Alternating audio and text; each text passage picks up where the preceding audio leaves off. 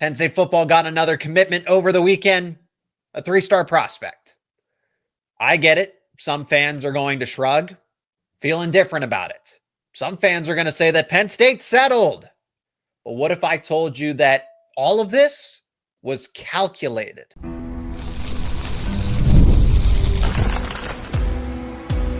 You are Locked On Nittany Lions, your daily podcast on the Penn State Nittany Lions.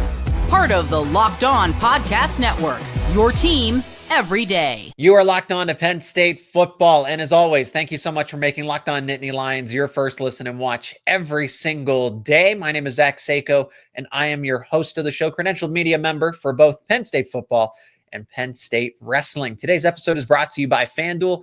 Right now, new customers can get $200 in bonus bets when your first $5 bet wins. Thank you to the everydayers out there for making us a part of your regular routine. Remember, we do this show daily. If you're not an everydayer, become one. Subscribe to the YouTube channel and wherever you get your podcasts. Friendly reminder to be active in the comments section. We're talking about if Penn State settles for recruits, if they settle for 3 stars, why they don't go after enough 4 and 5 stars. So the concerns around recruiting. We're also going to talk about the defensive line. I saw a recent rankings list that put them number 2 behind Clemson. Is it fair or is it foul? We'll get to that towards the end of the show.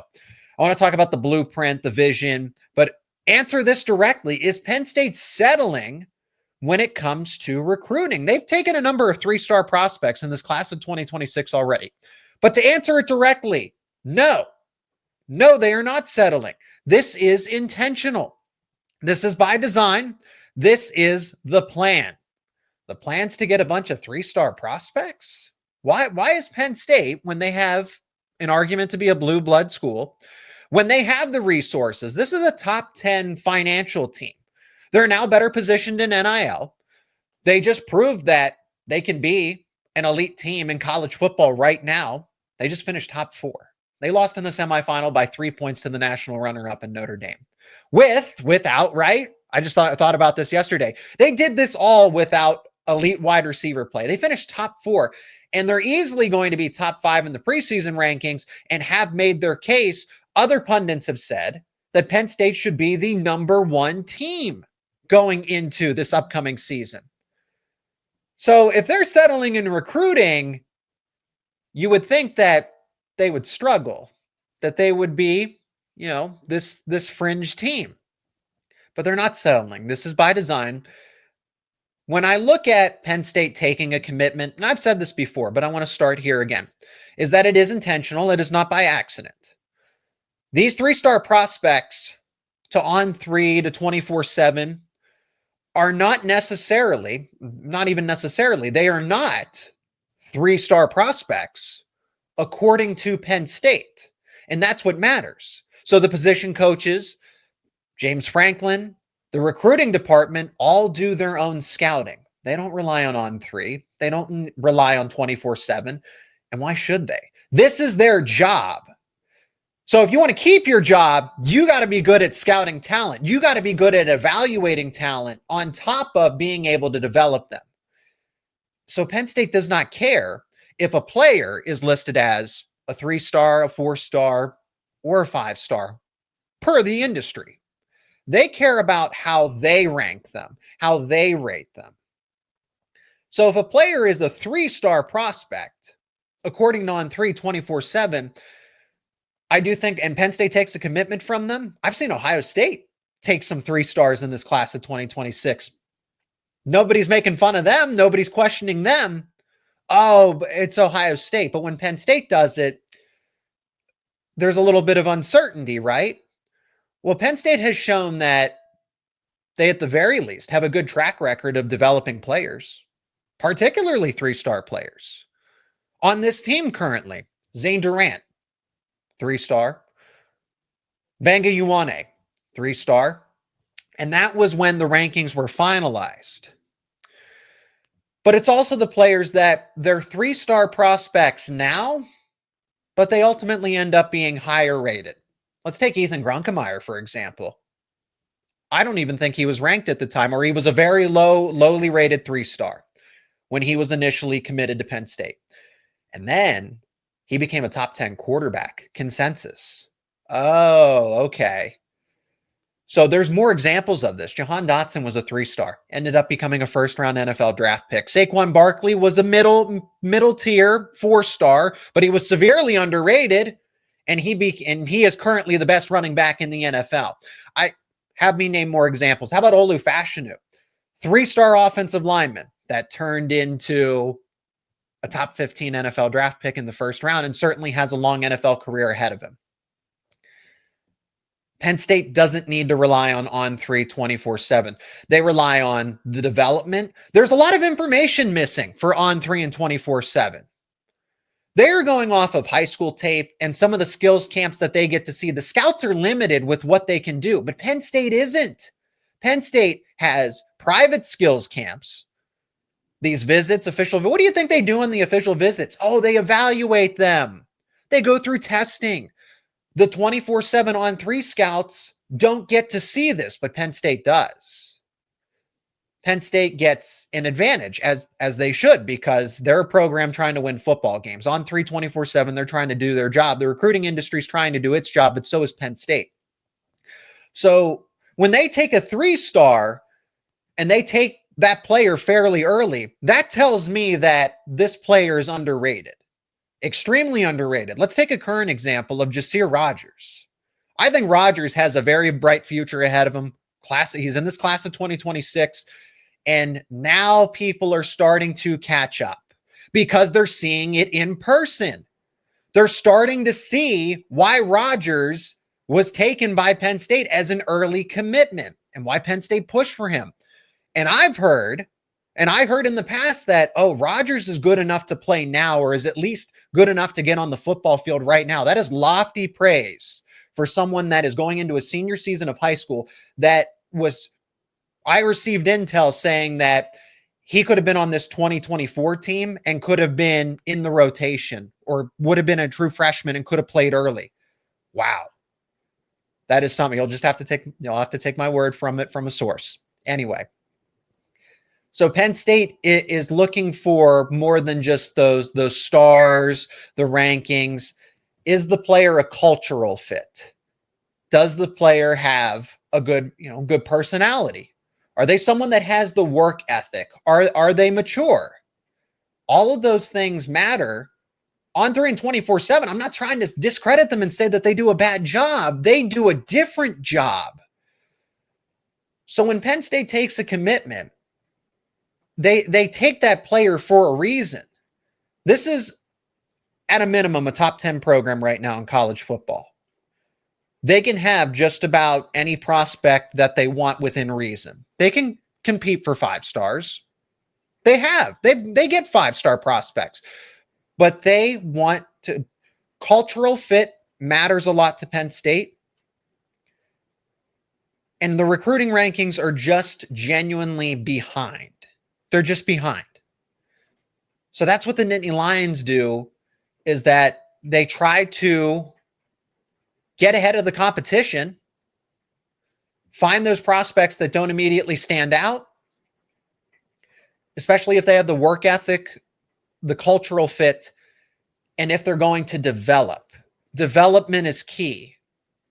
What happens if you find a prospect that you just need the right coaching, the right resources, and you're going to continue to see that? Look at Nolan Rucci, for example. He was a former 5-star, wasn't panning out at Wisconsin, and became an integral part of the offensive line, especially when Anthony Donko went down. Speaking of Anthony Donko, someone who was a former 3-star, is a player that arguably is the best offensive lineman overall for Penn State this season when he is healthy. He was the 3-star and was supposed to be that developmental player that was going to take some time, and he hit the ground running. Information that Penn State has, but On3 and 24/7 don't necessarily. I get it. The concern's going to be, Penn State, if they had the 4- and 5-star players that Ohio State, that Alabama, that Oregon get, that they would be ahead and they'd be more of a consistent top 5 team. But do they fit culturally at the end of the day? Do they make sense for Penn State? Not entirely. It's might not be the case, but they still get a mix of 3-star players who eventually are going to turn into 4-star players. The argument here is that these 3 stars There's not really much of a difference between a 3-star and a 4-star at this point in time. When the rankings are finalized, a lot of these players are going to be 3-stars. We see some of them even turn into 5-stars. Oh, Drew Aller, 3-star prospect, became a 5-star across the industry. So it's a work in progress. These players will be appropriately rated when the rankings are finalized at the end of the season. And you'll see, and it happens, it's par for the course. Tyler Warren was a 3-star quarterback, ended up being a first-round NFL draft pick as a tight end. So Penn State does its homework and knows what they're doing in the scouting. I'm going to trust them. Now, coming up next on the show, let's talk about the class of 2026 that has a lot of 3-star commitments at this point in time, but individually focus on why they are underrated and how they can contribute to Penn State in the future. We're going to discuss that and more coming up next here on Locked On Nittany Lions. And this episode is brought to you by FanDuel. How does $200 in bonus bets sound? Well, if you're new to FanDuel, it is the perfect time to sign up. Head over to FanDuel.com and place your first $5 bet. If it wins, you'll get $200 in bonus bets to use on anything.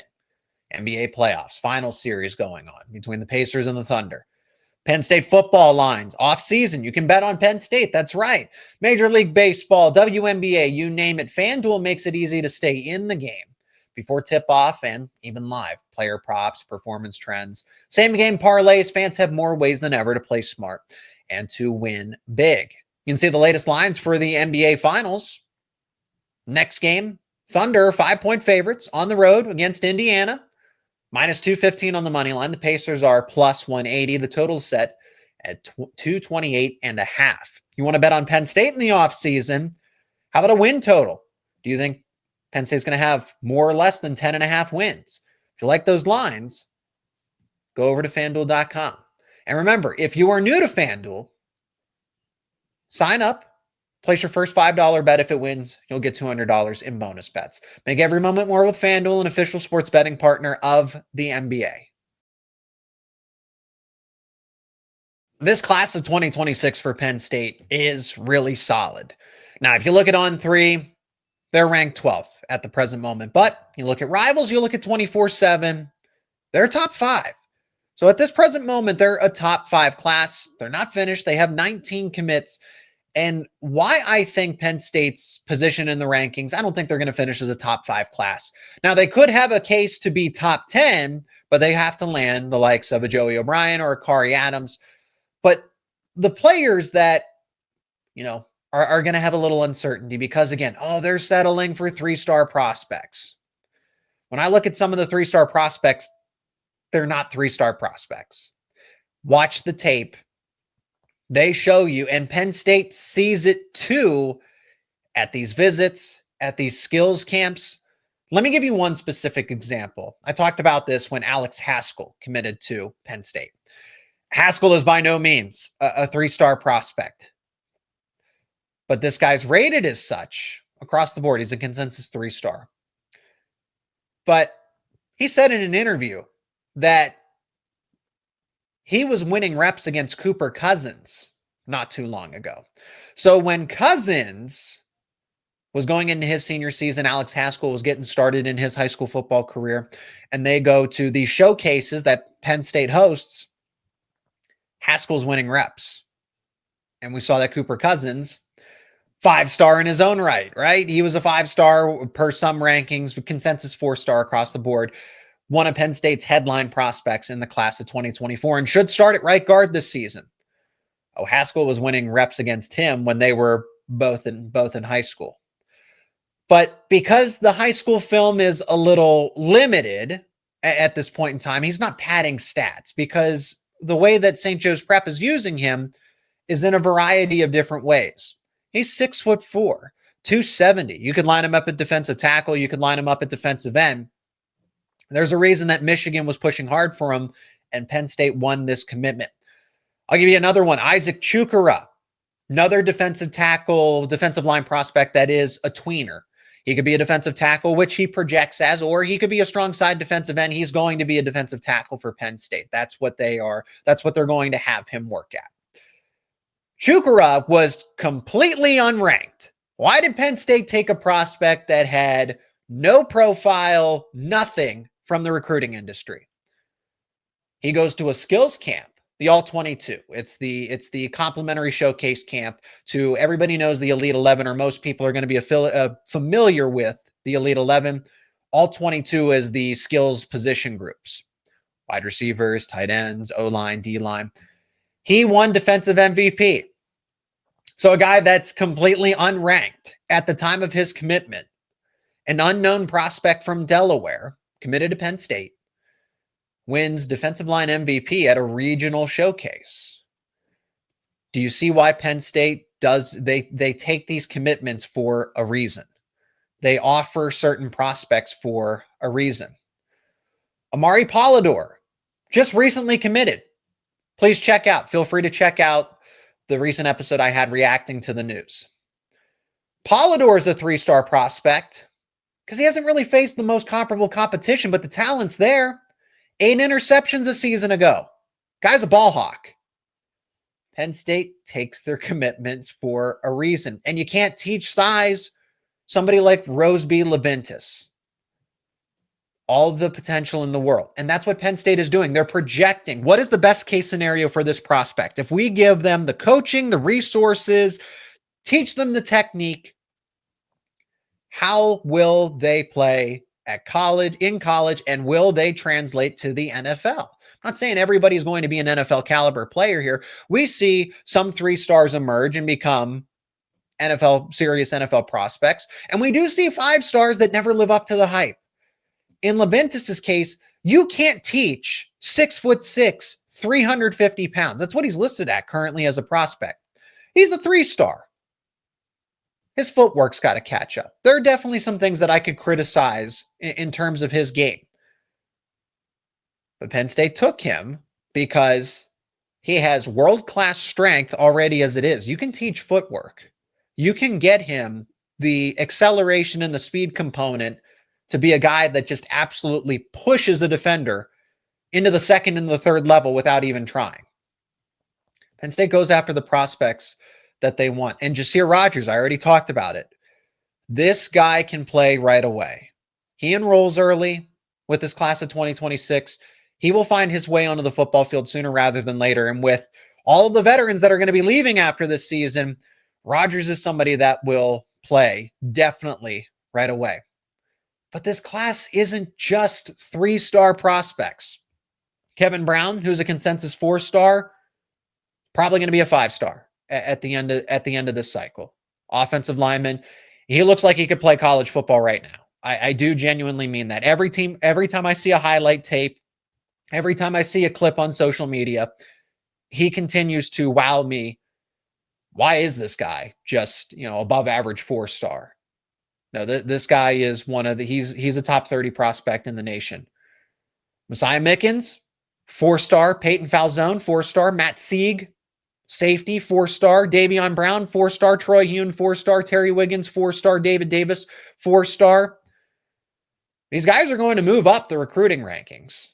A lot of them, not every single one of them, but that is what happens. This is pretty typical for Penn State recruiting. None of this is really new. In this day and age of NIL and the transfer portal and everything else, this new era of college football, James Franklin and Penn State's recruiting, their MO has not changed. It has not adjusted. I mean, yes, they've made small tweaks and adjustments, but generally this is how it goes. This is par for the course. You're going to get your Tyler Warrens. You're going to get your Zane Durants. You're going to find those next. Not everybody is going to be a diamond in the rough. I completely understand that. And I'm not trying to present the argument this way. I'm here to say that what Penn State does is intentional. They are not settling. There are a lot of reasons that aren't talked about enough when it comes to these prospects as to why Penn State wants their commitment now. Because the way this thing goes is if a commit's ready to commit, shut down their recruitment and everything, they will go to Penn State and say, hey, I want to commit to the program. Penn State can deny the commitment. They can say, why don't you hold off? Why don't you take some other visits? But if they take it, That means they're not hesitating. The 4-star, the 5-star argument, is that why Penn State's not winning national titles? I've also seen the budgeting around NIL. Look, I can't comment particularly on what Penn State does with its NIL in terms of recruits. I just know that they're better positioned in the NIL sphere to go up against the likes of bigger programs. Are they going to win every? And that's Penn State's not in it to get into the bidding wars. They're not going to do that. They're going to make competitive NIL offers, but they're not going to do pay for play. They're not going to try to outbid schools that are in it for the purpose of paying players, or that's more of their MO. James Franklin talked about it really unprovoked in a recent press conference, saying that we want to be a transformational program and not a transactional program. So if that's the case, you want to find those players that culturally fit those values and they're going to get their NIL. Penn State's not broke. They're going to get their NIL, but it's more about that transformational. So you want, and that's why Penn State is getting closer. You see it. After COVID, when you couldn't have visits and everything else, there was a little bit of a lull period where 2020, 2021, it was a little rough. Penn State recruiting really took a step backwards because James Franklin and the staff couldn't recruit the way they wanted to. But then now you see them getting better every single time, 22, 23, 24. In terms of the recruiting that's now translating into a team that is a national title contender. These aren't your classic, they're 10-2. They can't hang with the elite of the elite teams. They lost to a national championship team and a national runner-up this past season. And Oregon, who was frankly, top 5 in their own right. They still got to the semifinal. They're going to be a top 3 team, I think, in the preseason rankings, conservatively top 5. And they're doing that despite getting all these 3-star prospects. My final word about this is that there really isn't much of a difference between a 3-star prospect and a 4-star prospect at this present moment. The big difference is personality, work ethic, how a player will carry himself. That is what Penn State is looking for. So if you see a player that is a 90 overall, they're a 4-star, is there really that much of a difference between somebody that's a 3-star and an 88 overall, right? Just as an example, a hypothetical. No, there's not. That's on paper. But that's where the interviews and the visits and all of that is important. That on 3, 24/7, Rivals, ESPN, they don't have access to that necessarily. In general, they don't. Penn State is diligent. Penn State does its own scouting, and it's going to continue this way. They're off to a great start for 2027. They could very well have 3 players already that are going to become 5-star prospects. I know that's out in the future, but they're doing it the way that they want to, and it's translating. I understand at Penn State, hey, they got bounced in the early round of the college football playoff. Here we go again. No, they were a national title contender. They made it to the semifinals last season. They're still a national title contender.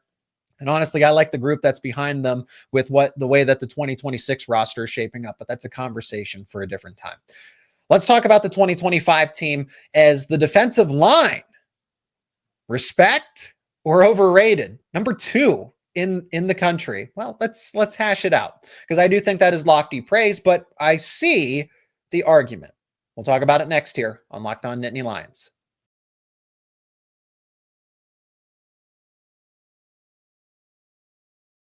Let's finish up with the defensive line. I've gone on the record, particularly at defensive tackle, and now it really doesn't help with the Max Granville injury. Defensive line is a question mark when it comes to depth. Because you have a top 3 defensive end and Dennis-Sutton. Not a lot of other teams have this. A top 3 defensive tackle, conservatively.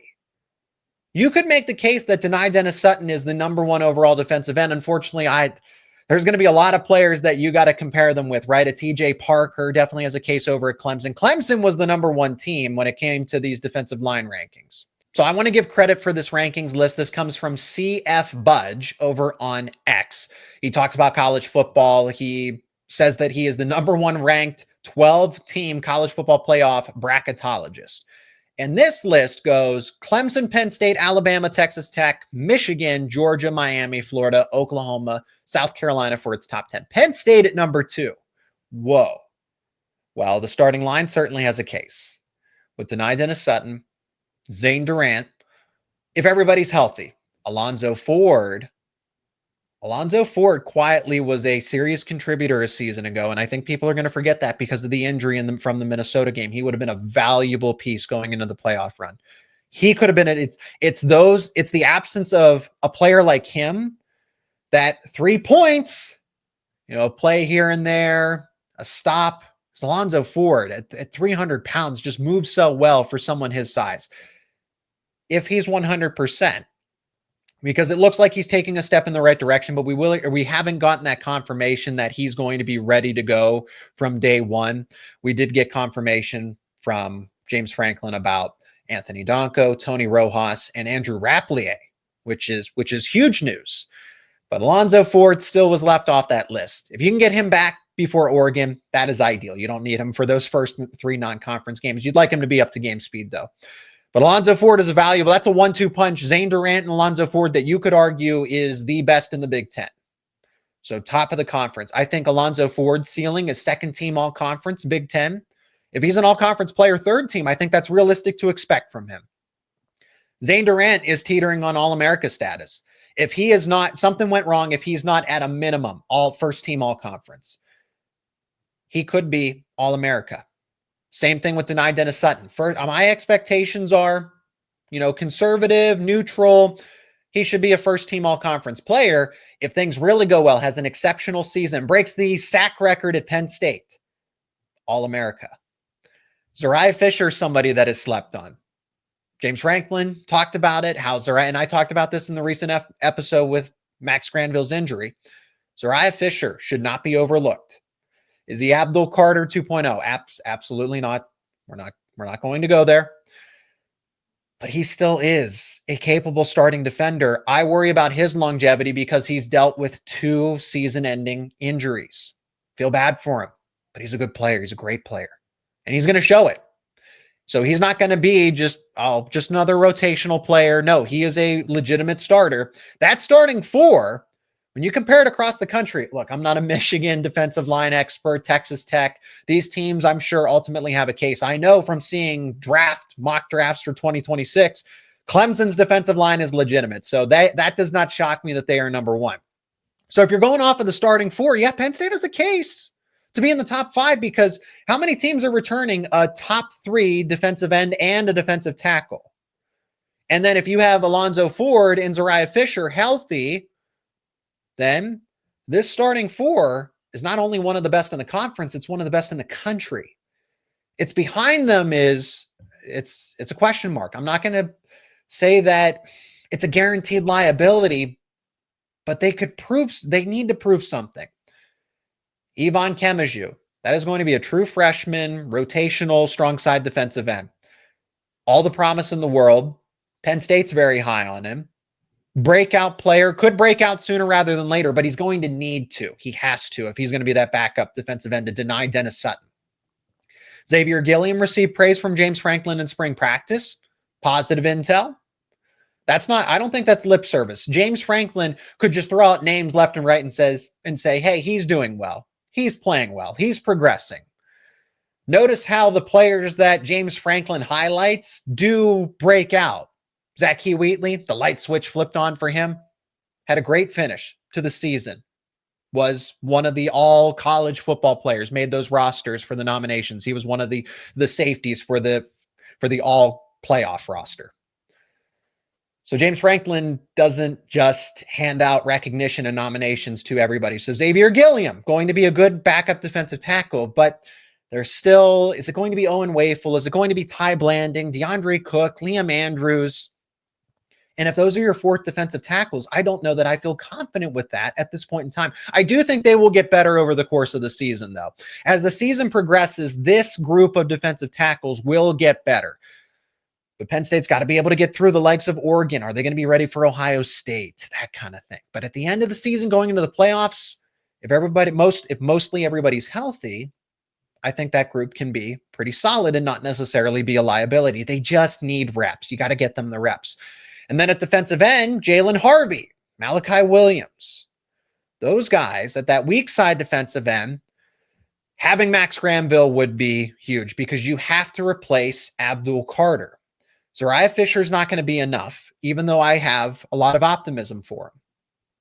But the combination of, you have Zuriah Fisher, then Max Granville, then Jalen Harvey, then Malachi Williams. You have a little more insurance. You have a little more reassurance. And now you don't have that with Granville. And Granville was the best of the bunch after Dennis-Sutton and Zane Durant. So defensive end, if you have another injury there across the board, not even a starter, another backup, confidence level is going to go down. So if all things go well, hey, Penn State's starting 4, one of the best in the Big Ten, one of the best in the country. The depth, though, that's where it's questionable. So I see it. I can see why somebody would put Penn State at number 2 because objectively, they have a top 3 defensive end and a top 3 defensive tackle in Dennis-Sutton and Zane Durant.